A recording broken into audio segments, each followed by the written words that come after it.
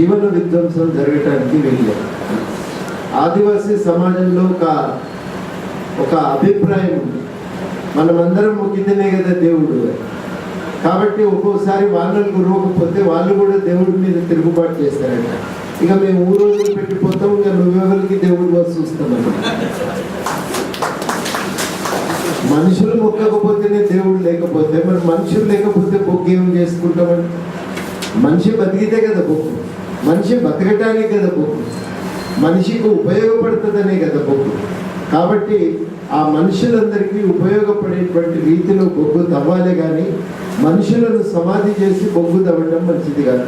మేము పొద్దున బయలుదేరితే మొట్టమొదట ఓపెన్ క్యాస్ట్ గని చూసినాం. ఆఫీసులు అందంగా ఉన్నాయి, నిజంగా బొగ్గు గనులు గోల్డ్ అంత బొగ్గు తీస్తున్నారు, సంపాదన కూడా బాగానే ఉందని చెప్తున్నారు గవర్నమెంట్. అన్ని మంచిగానే ఉన్నాయి, కానీ ప్రధానమైన ప్రశ్న ఏంటంటే మేము అప్పుడే అన్నాం ఇదంతా బాగానే ఉంది కానీ సార్ దీని కింద సమాధవుతున్న వాళ్ళు ఎందరు అని మేము అన్ని ప్రశ్న వేసుకున్నాం. పక్కన ఎర్రగుంటపల్లికి పోతే అక్కడి నుంచి ఇక్కడికి వస్తే ప్రజలు వేసిన ప్రశ్నలు 1-2 కావు, 1,00,000 ప్రశ్నలు. నిజంగా భూమి తీసుకున్న పద్ధతి ఏంటంటే బెదిరించి, దబాయించి, మభ్యపెట్టి ఈ రకంగా భూములు గుంజుకోవటం ఇదేమన్నా పద్ధత? ఒక ప్రభుత్వ రంగ సంస్థ పనిచేయవలసిన తీరేనా అని ఇవాళ ప్రశ్నలు అడుగుతున్నాం. ఒక చోట అంటారు తెలంగాణలో ఏంటంటే సాదా బయనామాలు ఉంటాయి, మనం అమ్మగానే రిజిస్ట్రేషన్లు చేసుకో, కాస్తకార్ కాలంలో మాత్రమే వాస్తవంగా ఎవరు హక్కుదారు పేరు దాన్ని వాడుకొని బెదిరిస్తారు. అస్సలు ఒరిజినల్ పట్టాదాన్ని పట్టుకొచ్చి ఆయన పైసలు ఇచ్చి ఒప్పందం తీసుకొని భూమి గుంజుకుంటామంట. అన్నదమ్ముల మధ్యన పంచాయతీ పెడతారు. నీ భూమి నీ పేరు మీద కాగితాలు సరిగ్గా లేవు కాబట్టి నీకు ఇవ్వవలసిన అవసరం లేదంటారు. ఇన్ని రకాలుగా మభ్యపెట్టి ఆ ఒప్పందం చేసి భూములు గుంజుకునే ప్రయత్నం చేస్తూ ఉన్నారు. గుంజుకున్నప్పటి నుంచి మొదలైతే ఆ పైసలు సమయానికి రావు, ఎక్కడ కూడా సమయానికి ఇచ్చిన సందర్భం లేదు, ఇంకా కూడా పెండింగ్లో ఉన్నాయి. ఇంతకుముందు మీకు చూసారు 25 ఏళ్ళు గడిచినాక కూడా లింగంపల్లిలో ఇవాళ ఇంకా ఇండ్లకు పైసలు రాలేదనేటువంటి మాట వాళ్ళు చెప్తూనే ఉన్నారు. నిజంగానే ఆ బొగ్గు గల్ల పక్కన ఏదన్నా ఓ ఇల్లు కట్టుకొని ఉందామంటే మాత్రం ఇక అది నరకప్రాయమే. ఇల్లు బిడ్డలు వాడుతుంటాయి, మీద పెట్టుకునే అన్ని కింద రాలిపడుతూ ఉంటాయి. అంటే ఒక విపరీతమైనటువంటి విధ్వంసం అనేది మనకు కనబడతా ఉంది. నిజంగా సింగరేణి అనుకుంటుండొచ్చు మేము అల్లకెళ్ళి బొగ్గు తీస్తున్నామని చెప్పి, కానీ ప్రజలు ఏమనుకుంటున్నారంటే బొగ్గు తీస్తున్నారని ప్రజలు అనుకోవటం లేదు. ఆ మట్టి తీసి మమ్మల్ని సమాజ్ చేస్తున్నారు, మా ఊళ్ళ మీద మట్టి వస్తున్నారు అనేది ఇవాళ ప్రజల్లో కలుగుతున్నటువంటి అభిప్రాయం. ఒకనొక సందర్భంలో నిజానికి సింగరేణికి ప్రజలకు మధ్య సఖ్యత ఉండేది. కొంత నష్టం జరిగినా పైన వాగులు వంకలు వారిని వ్యవసాయము నడిచింది. ఆ నీళ్లతో మంచి పంటలు పండించారు. ఇంతకుముందు చెప్పారు కదా మా దగ్గర 3 పంటలు 2 పంటలు తీస్తున్నాము. రైతులు కష్టపడి పంటలు తీయటం నేర్చుకున్నారు. ఇప్పుడు ఏమంటున్నారు ఆ భూమి మాకు కావాలి. నిజంగా ఆ భూమి మీద ఎంత ఆదాయం వస్తుందో అంత ఆదాయం బయట బతకడానికి రావాలి. వచ్చినప్పుడు ఓ బొగ్గు గని పోయింది మాకేం నష్టం జరగలేదు అనేటువంటి భావన కలుగుతాయి. కానీ అట్లాంటి అభిప్రాయం వచ్చే పరిస్థితి లేదు. విచ్చలవిడిగా భూమి గుంజుకుంటున్నారు, కానీ నిజంగా రైతుల దగ్గర నుంచి సేకరణ అనేది లేదు.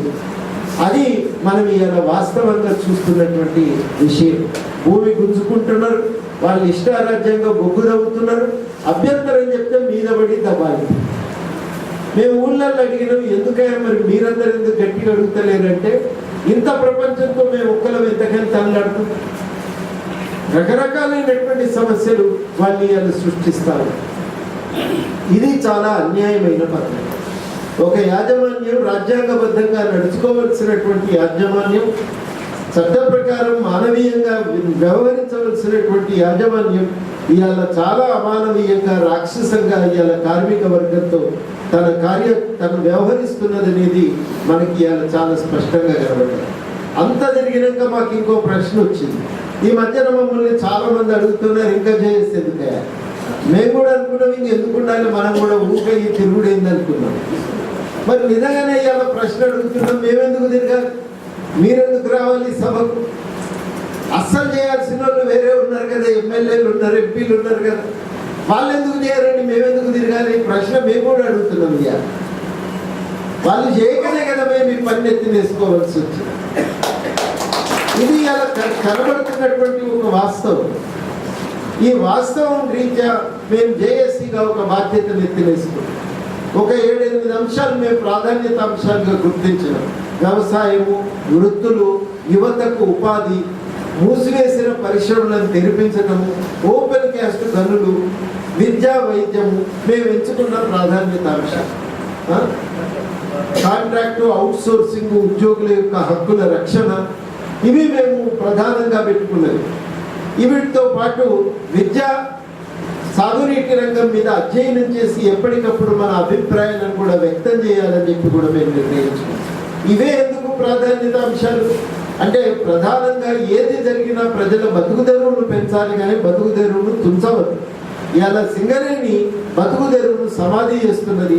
మనమేమంటున్నామంటే బతుకుదెరువును కాపాడండి, అది పెంచండి, అది పెంచడానికి సింగరేణి ఉపయోగపడాలి. అందుకనే తెలంగాణ ఉద్యమంలో పిలుపునిచ్చినాం. సింగరేణి తెలంగాణ కోసం, సింగరేణి రక్షణ కోసం తెలంగాణ అని చెప్పి మనం పిలుపునిచ్చి కదిలినాం. మొత్తం తెలంగాణ ఉద్యమ కాలంలో ఓపెన్ క్యాస్ట్లకు వ్యతిరేకంగా పెద్ద ఎత్తున ప్రచారం చేసినాం. కేవలం 30 మంది సీమాంధ్ర కాంట్రాక్టర్ల కోసమే ఓపెన్ క్యాస్టులు తవ్వుతున్నారు. తెలంగాణ వస్తే ఈ సీమాంధ్ర కాంట్రాక్టర్ల దోపిడీ ఆపుతామని చెప్పి అనుకున్నాం. కానీ ఇవాళ మళ్ళీ అదే కాంట్రాక్టర్లు అదే రకమైనటువంటి డబ్బులు, ఇంతకుముందు మాకు తెలిసిన దానికంటే మీరు చాలా విషయాలు చెప్పిండ్రు. ఓపెన్ క్యాస్ట్ అంటే ఓపెన్ కరప్షన్ అనే మాట ఇక్కడ ఎంత ప్రబలంగా ఒక అభిప్రాయం అనేది ఉంది అంటే దానికి కారణం లేకపోలేదు, అనుభవం ఆధారంగానే ఈ నిర్ధారణకు రావడం జరిగింది. అందుకనే మనం అనేది ఏమంటే, ఎవరి స్వార్థం కోసం ఇంతమంది ప్రజలను త్యాగం చేస్తున్నారనే ప్రశ్నే ఇవాళ జేఏసీ అడుగుతున్నది. ఈ రకమైనటువంటి బొగ్గు వ్యవస్థ అనేది పనికిరాదు, ఓపెన్ క్యాస్ట్ పనికిరాదు అనేది ఇవాళ సర్వత్రా మేము విన్నటువంటి మాట. ఇది వద్దు, ప్రజలను బతకనీయండి. ప్రజలు ఏమంటున్నారంటే, మాకు ఒకడు పైసలు పెట్టుబడి పెట్టింది లేదు, ఒకరు వచ్చి మాకు జీవగంజి పోసింది లేదు, మా రెక్కల కష్టం మీద మేము ఆధారపడి బతుకుతున్నాం, మా బతుకు మమ్మల్ని బతకనియండి, మీరేం చేయవలసిన అవసరం లేదు అని చెప్పి ఇవాళ ప్రజలు కోరుతున్నారు.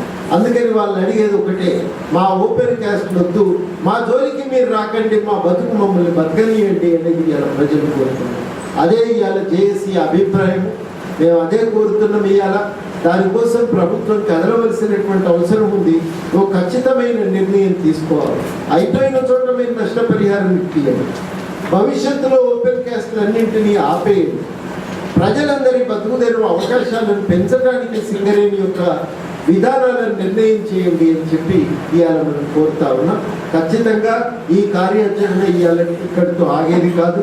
మేము సిఎండి గారిని కలుస్తాం, ఇతర అధికారులను కలుస్తాం, అన్ని సంఘాలను కలుపుతాం. అందరం కలిసి సింగరేణి నిర్వాసితుల హక్కుల పరిరక్షణ కోసం, సింగరేణి కాపాడటం కోసం మా వంతు కార్యాచరణను మేము ఖచ్చితంగా కొనసాగిస్తాం.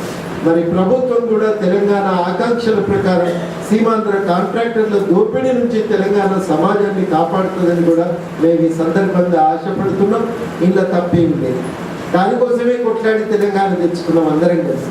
ఆ ఆకాంక్షలను నెరవేర్చే విధంగా వారు కూడా విధానాలను తయారు చేయాలని చెప్పి మేము కోరుతున్నాం. మరి దాన్ని సాధించుకోవాలంటే మనం ఐక్యం కావాలి. జయశంకర్ గారు అన్నట్టు మరి అందరం కలిసి ఒక భావవ్యాప్తి ఆందోళన చేసినప్పుడు మాత్రమే మనం అనుకున్న విధానాలను, అనుకున్నటువంటి లక్ష్యాన్ని సాధించుకోగలం. దానికి తెలంగాణ సాక్షి. అందరం కలిస్తే కదా తెచ్చుకోగలం. ఆ దిశలో మనం అందరం కలిసి నిలబడదాం. ఈ కార్యాచరణ ఇక్కడితో ఆగిందని మేము అనుకోవటం లేదు. ఇది మొదటి పెట్టు. ఇక్కడ నుంచి మిగతా గ్రామాలు కూడా తిరుగుతాం. తాడిచెర్ల కూడా పోతాం. గోదావరి కని ప్రాంతంలో ఉన్న ఇతర గ్రామాలను సందర్శిస్తాం. అదేవిధంగా భూపాల్పల్లి కానీ, సత్తుపల్లి కానీ, మనుగూరు కానీ, ఇల్లందు కానీ అన్ని ప్రాంతాలను తిరిగి మొత్తంగా నిర్వాసితులను ఐక్యం చేస్తాం. సింగరేణి బాధితులను ఐక్యం చేస్తాం. అందరికీ న్యాయం సమకూర్చడానికి ఖచ్చితమైన ఒక ప్రయత్నాన్ని మేము చేస్తాం. హైదరాబాద్లో కూడా వారికి మద్దతుగా అందరినీ కదిలించడానికి ప్రయత్నం చేస్తాం. ఎక్కడికక్కడ సింగరేణి బాధితులందరికీ ఒక గొంతునివ్వడానికి ప్రయత్నం చేస్తాం. మనమందరం కలిసి గోదావరి గంటలో పెద్ద మీటింగ్ పెట్టుకుంటే మార్పు రాదా? ఇది చాలా ముఖ్యమైనది. చాలామంది అడుగుతున్నారు, మీరు ఎవరెవరితో కలుస్తారు? మేము ప్రజలతోనే కలుస్తామని చెప్తున్నాం. ప్రజలందరికీ స్పష్టంగా విషయం అర్థమై సంఘటితంగా నిలబడితే ఎంతటి పెద్ద ప్రభుత్వం అయినప్పటికీ కూడా ఆలోచన చేయవలసి వస్తుంది. మా మిత్రుడు ఒక ఆయన ఊకంటుండే చెట్టు కదులు తాకు కదిలేయాలి. ప్రజలు కదిలితే కదలండి, ఇంకేమన్నా ఉన్నదా? అన్నీ కదులుతాయి, మారుతాయి. ఖచ్చితంగా ఆ విశ్వాసంతో తెలంగాణ సాధించుకున్నాం. అదే విశ్వాసంతో భవిష్యత్తులో ఖచ్చితంగా ఈ సింగరేణి ఓపెన్ క్యాస్ట్ల విధానానికి కూడా వ్యతిరేకంగా నిలబడి మనం అనుకున్నట్టుగా ఒక ప్రత్యామ్నాయమైనటువంటి బొగ్గు తవ్వకం విధానాలను సాధించుకుందామని కోరుతున్నాం. ఇవాళ మరి అనేక సంఘాలు, ఈ పట్టణంలో ఉన్న అనేక సంఘాలు ఇక్కడికి రావడం సంతోషదాయకం. అన్ని ట్రేడ్ యూనియన్లు కూడా వచ్చినాయి. మాకు అది నిజంగా ఇవాళ చాలా సంతోషం కలిగించినటువంటి మాట. శంకర్ గుహ నియోగి గారు వర్కర్స్ని ప్రజలని కలిపింది. ఇప్పటి వరకు కూడా సింగరేణి ఉద్యమం అనేది ప్రజలను కలుపుకొని పోయి సింగరేణి కార్మికులు తమ హక్కులను సాధించుకున్నారు, ప్రజల హక్కులను కాపాడగలిగారు. ఓపెన్ క్యాస్ట్ పేరుతో జరుగుతున్న ఈ విధ్వంసం సందర్భంగా కూడా మొత్తం యూనియన్లు ప్రజల పక్షాన్ని నిలబడి ఇటు తమ హక్కులను అటు ప్రజల హక్కులను కూడా కాపాడటానికి వారు పూనుకుంటారని చెప్పి నేను భావిస్తూ, నిజంగానే ఇక్కడ ఉన్న కార్మిక సంఘాలు గదిలితే ఇవ్వనక్కర్లేదు. మీరందరూ కనుక ఒక తాటి మీదకి వచ్చి గట్టిగా మేము దీన్ని వ్యతిరేకిస్తున్నామంటే తెల్లారే కల్లా ఒక మార్పు సింగరేణి విధానాలలో యాజమాన్యంలో వస్తుందని కూడా నేను గట్టిగా నమ్ముతున్నా. ఆ ఆశతో మేము ఒక కార్యాచరణను ఎంచుకుంటున్నాం. మీరందరూ కూడా భవిష్యత్తులో ఇదే రీతిలో మాకు సహాయాన్ని అందించి, మాకు కూడా అక్కర్లేదు, బాధితులందరికీ సహాయాన్ని అందించి న్యాయాన్ని చేకూర్చవలసిందిగా ఈ సందర్భంగా మిమ్మల్ని కోరుతూ ఈ అవకాశం ఇచ్చినందుకు కృతజ్ఞతలు కోరుతున్నాం. జై తెలంగాణ.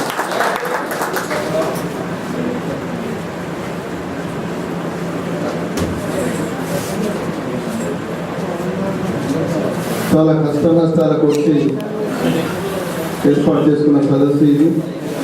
చాలామందిని మిత్రులు, ప్రకాశన లాంటి వాళ్ళను, హైదరాబాద్ వచ్చిన మిత్రులు అందరినీ, ముత్తయ్య గారిని, అన్న రమేష్ అన్నను, వీళ్ళందరినీ మేము సరిగ్గా ఆప్యాయంగా స్వీకరించలేకపోయాను.